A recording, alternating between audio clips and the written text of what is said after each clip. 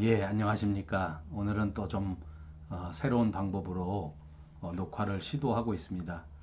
새로운 애플리케이션을 쓰고 또 새로운 이런저런 장비를 한번 보완해 보면서 하고 있습니다. 잘 되기를 바라고 점점 더 좋은 방법으로 조금이라도 좋은 영상을 통해서 더 많은 은혜가 임하시기를 바라는 마음으로 시도해 봅니다. 여러분들도 더 위에서 많이 기도해 주시고 더 좋은 결과로 매일매일 발전할 수 있도록 그렇게 노력하도록 하겠습니다. 오늘은 구약성경 이사야서 61장 1절에서 3절까지 있는 말씀으로 주님을 기다리는 대강절 절기에 맞추어 말씀을 묵상하면서 은혜를 받으려고 합니다. 1절에 보시면 주 여호와의 영이 내게 내리셨으니 이는 여호와께서 내게 기름을 부으사 가난한 자에게 아름다운 소식을 전하게 하려 하심이라. 나를 보내사 마음이 상한 자를 고치며 포로된 자에게 자유를, 갇힌 자에게 노임을 선포하며 여호와의 은혜의 해와 우리 하나님의 보복의 날을 선포하여 모든 슬픈 자를 위로하되 무릇 시온에서 슬퍼하는 자에게 화관을 주어 그 죄를 대신하며 기쁨의 기름으로 그 슬픔을 대신하며 찬송의 옷으로 그 근심을 대신하시고 그들이 의의 나무 곧 여호와께서 심으신 그 영광을 나타낼 자라 일컬음을 받게 하려 하심이라. 예, 우리가 크리스마스를 맞이하기 전에 이 성탄절을 기다리는 그런 절기를 가르쳐서 이제 대림절 또는 대강절 또는 강림절 이렇게 부릅니다. 그래서 이제 교회력 절기에 의하면 이미 지난주부터 성탄절을 기다리는 이제 대림절 절기가 시작됐습니다. 제가 여러분들에게 늘 말씀드리는 것처럼 우리 개혁교회들은 이런 절기에 그렇게 얽매이는 그런 교파는 아닙니다. 이런 모든 절기가 그리스도 안에서 매 주일 하나님의 부활과 십자가의 죽음과 그리고 예수님의 탄생과 또 구원의 감격 이런 모든 것들을 하나님 앞에 찬양하면서 주일뿐만 아니라 매일매일의 삶이 하나님께 영광 돌리고 예배하는 삶이기 때문에 이렇게 형식에 맞추어서 절기를 지키는 일은 우리에게 꼭 맞는 일은 아닙니다. 다만 이렇게 교회 절기로 지키는 절기를 통해서 우리가 또 그 의미를 다시 한번 되새겨 볼 수가 있고 또 절기를 통해서 다시 한번 우리의 신앙을 각성할 수 있는 계기가 된다고 하면 이것도 우리들에게는 큰 유익이 될 것이다. 이런 생각을 합니다. 그래서 이 대림절 대강절은 영어로는 이제 애드벤트라고 하는데 이 말의 어원은 라틴어에서 유래한 이제 오다라고 하는 뜻이 있답니다. 예수님께서 오시는 것을 기다리는 절기, 그것이 대강절이요, 그것이 대림절인 것입니다. 그리고 주님의 성탄이야말로 이렇게 준비된 자에게 임재하시는 것을 믿습니다.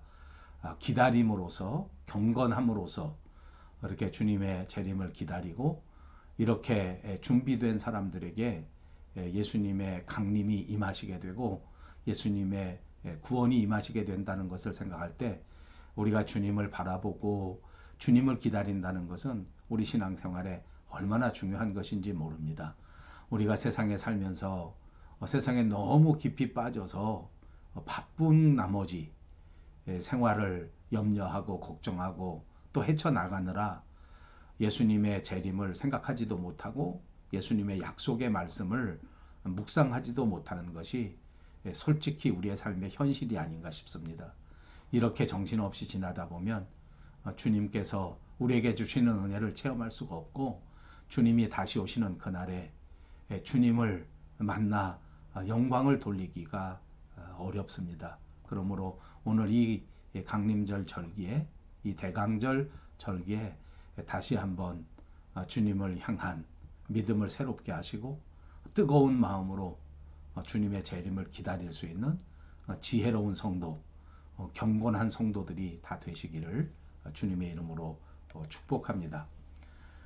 이렇게 주님은 준비된 자, 예비된 자에게 오시는데, 이렇게 주님이 오셨을 때에 우리의 주시는 은혜를 요약해 본다고 하면, 이제 제일 먼저 마음이 상한 자를 고쳐 주신다. 사실 이 구약성경 이사야서는 지금부터 무려 2700년 전에 쓰여진 책입니다. 근데 여러분, 재밌지 않습니까? 그렇게 오래 전에도 우리 인간의 삶에는 사람들의 마음의 상처, 그리고 마음의 아픔, 이것이 없지 않았습니다. 옛날 사람들도 누구나 우리들처럼 마음속에 깊은 아픔을 지닌 채, 또 깊은 상처를 지닌 채 그렇게 살아가는 사람들이 부지기수로 많았습니다. 그래서 메시아가 이 땅에 오시자마자, 예수님이 이 땅에 오시자마자 가장 중요하게 감당하신 일은 바로 이 마음이 상한 자를 찾으셔서 이 마음이 상한 자를 고쳐주시는 사역을 감당하신 것입니다. 오늘 2020년 이 대강절에 우리의 아픈 마음도, 우리의 상한 마음도 주님을 통해서 치유받을 것을 믿고 주님을 간절한 마음으로 기다릴 수 있기를 바랍니다. 주님의 강림하심은 포로된 자에게 자유를 주시는 사역입니다. 우리는 지금 자유가 속박된 노예의 삶을 살고 있지는 않습니다. 일제시대처럼 일본 나라가 우리를 속박하고 우리의 자유를 속박하는 그런 상황도 아닙니다. 우리는 얼마든지 세상에서 자유를 누리고 살고 있다, 이렇게 말할 수 있을지 모릅니다. 더구나 저나 여러분들은 이 자유의 나라 캐나다까지 이민 와서 훨씬 더 인권이 보장되고 훨씬 더 자유가 보장된 나라에 살고 있습니다. 그렇지만 우리가 다시 한번 깊이 생각해 본다고 하면, 과연 우리가 이렇게 자유로운 세상에서 살고 있는 것인가 하는 것을 생각해 보게 됩니다. 우리의 마음이 어딘가 묶여 있고 어딘가 속박되어 있는 거 아닌가? 혹시 나는 세상에 묶여서 물질에 매여서 물질에 속박된 채 이렇게 살아가고 있지는 않은가? 우리 모든 분노의 감정에서 벗어나지 못하고 미움, 다툼, 시기, 질투 이런 데서 매여 있다고 하면 그건 진정한 자유가 아닐 것입니다. 주님의 말씀 앞에 부딪힐 때 주님은 우리의 마음에 참된 자유를 주신다는 사실을 기억하시기를 바랍니다.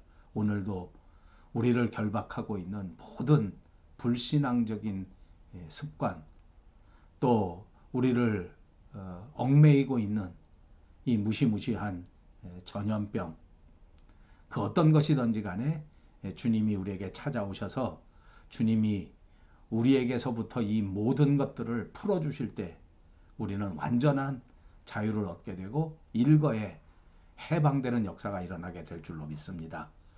이번 2020년 대강절에는 더더욱 간절한 마음으로 주께서 우리에게 임재하심으로 이 모든 팬데믹 상황에서 우리를 자유케 하시고 이 모든 경제적 불안에서도 우리를 완전히 놓아 주시기를 바라는 기대를 가지고 주님을 간절히 기다려야 될 줄로 믿습니다.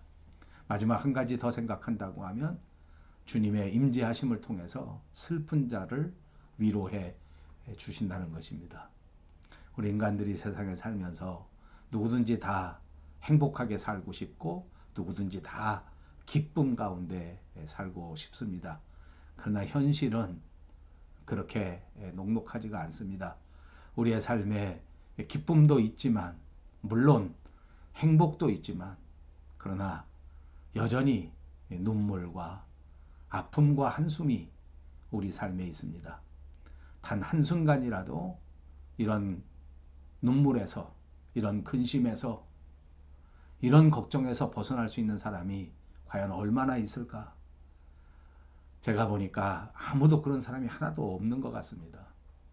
문제는 상황도 이렇게 나쁜데 더더군다나 이런 어려운 상황 속에서 혹시라도 우리를 격려해주고 우리를 위로해줄 수 있는 사람이 있다면 그래도 좀 위로가 될 것 같은데 그런 사람도 찾아볼 수가 없습니다.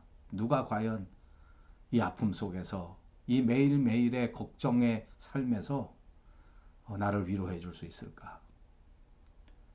솔직히 가족들도 내게 마냥 위로가 되지는 못하는 것 같습니다. 남편도 아내도 자식도 부모도.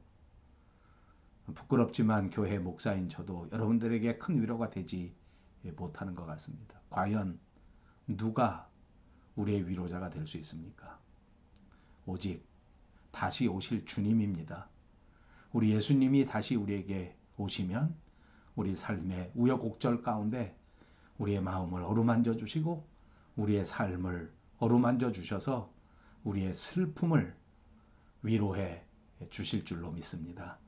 여러분, 이 기다림의 절기 가운데 더 주님을 바라보시고 경건한 마음으로 주님을 기다리셔서 주님이 주시는 이 아름다운 은혜를 마음껏 체험하실 수 있으시기를 주님의 이름으로 축복합니다. 감사합니다.